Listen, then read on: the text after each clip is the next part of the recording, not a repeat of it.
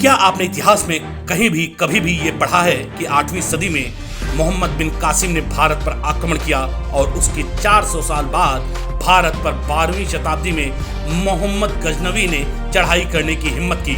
आखिरकार इस लंबे कालखंड के दौरान अरब के आक्रांताओं ने हिंदुस्तान की ओर मुंह उठाकर क्यों नहीं देखा? आखिर क्या वजह थी अफ्रीका और यूरोप को कब्जे में लेने के बावजूद वो भारत की ओर रुख क्यों नहीं कर रहे थे? आखिर चीन, जापान, कोरिया जैसे देश उस दौर में इस्लामी आक्रांताओं के कहर से कैसे बचे? दरअसल इस कालखंड में भारतीय योद्धाओं ने अरबी आक्रांताओं को परास्त कर खदेड़ दिया था, लेकिन जानबूझकर साजिशन इस कालखंड की शौर्य गाथाओं को भारतीय इतिहास से गायब कर दिया गया। चलिए आते हैं मुख्य कहानी पर। 7वीं शताब्दी में उमैयद खलीफत के अंदर इतिहास में पहली बार पूरी इस्लामी दुनिया एक ही खलीफा के अधीन थी, इसलिए ये इस्लामी फौज बड़ी ताकत बन चुकी थी और वो जंग पर जंग जीते जा रही थी। 8वीं सदी में उमैयद खलीफा की सेना ने उत्तरी अफ्रीका सहित यूरोप को फतह कर लिया। इसी दौरान मोहम्मद बिन कासिम खलीफत की सेना की मदद से सिंध पर हमला करता है और वहां का राजा दाहिर युद्ध में मारा जाता है। मंदिर मठों को तोड़ा जाने लगता है और औरतों को अरब भोगदासी बनाकर भेजा जाने लगता है। अब उनकी सेनाएं हिंदुस्तान की सीमा पर थीं। शुरुआती कुछ सफलता के बाद खलीफत की सेना का सामना एक ऐसे योद्धा के साथ हुआ जिसने इस्लामी जगत के विजय अभियान को बुरी तरह ध्वस्त कर रख दिया। इस महान योद्धा और भारतीय शान का नाम था बप्पा रावल।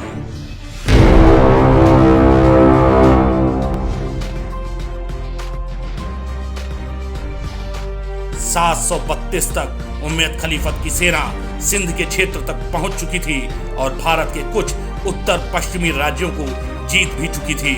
इसी दौरान सत्ता संघर्ष के चलते उमैयद खलीफत का ध्यान हिंदुस्तान से थोड़े दिन के लिए हट गया, लेकिन 734 में एक बार फिर शक्तिशाली खलीफा ने अपने सेना नायकों को साम्राज्य विस्तार के लिए हिंदुस्तान की ओर भेजना शुरू कर दिया।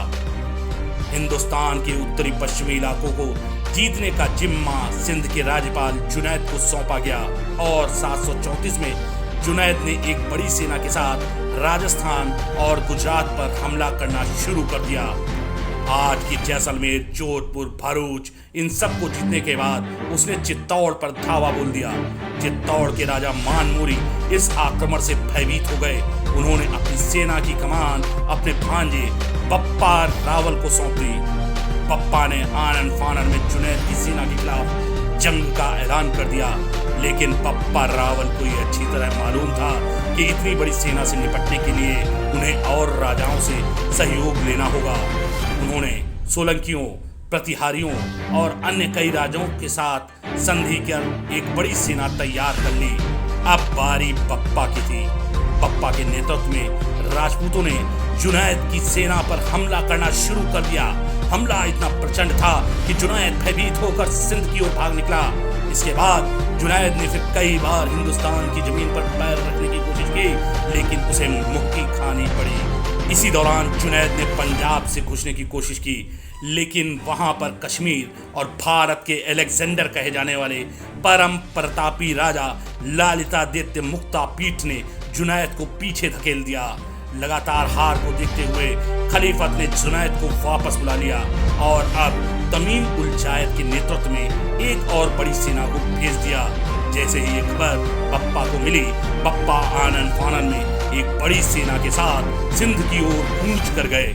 उन्होंने अरबी आक्रांताओं की सेनाओं को पूरी तरह से परास्त तो किया ही, साथ ही सिंध से भी खदेड़ दिया।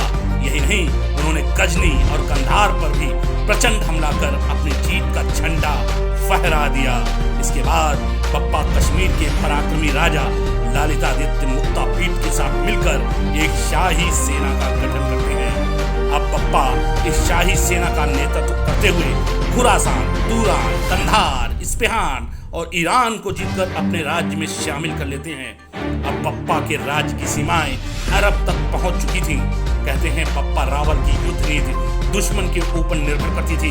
बप्पा राजपूतों की सद्गुण विकृति के नियमों का पालन नहीं करते थे। वो अगर अरबी आक्रांता प्रजा को नुकसान पहुंचाते थे और नृशंस हत्या करते थे तो बप्पा उनसे ज्यादा खूंखार होकर उनके लोगों और उनकी सेना पर प्रहार कर नरसंहार कर देते थे। बप्पा ने गजनी फतह के बाद वहां के राजा सलीम की गर्दन काट कर चौक पर लटका दी थी।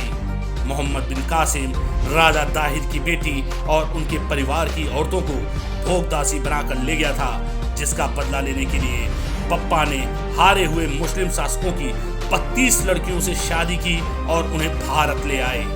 बप्पा की इस वीरता के चलते अरब आक्रमणकारियों ने 400 साल तक भारत की ओर रुख नहीं किया, या यूं कहें अरबी आक्रमणकारियों ने तो भारत की ओर देखा